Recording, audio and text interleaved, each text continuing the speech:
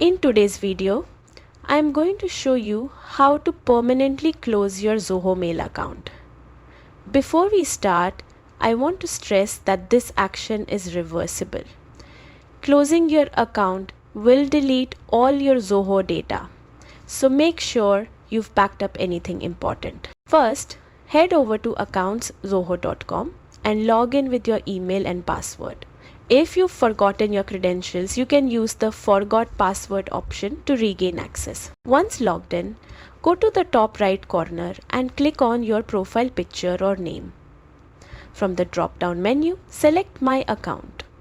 This will open the page where you can manage all aspects of your Zoho account. On the left-hand menu, click on Settings. The layout might vary slightly depending on updates, but you should be able to find the Close Account option easily. Click on it to begin the deletion process. Zoho will guide you through a few on-screen prompts, including providing a reason for closing your account. Follow these steps carefully. If at any point you change your mind, you can cancel before final confirmation. Once you confirm, your account and all associated data will be permanently deleted. Keep an eye on your email, as Zoho may send a final confirmation of the closure. And that's it, your Zoho Mail account is now closed.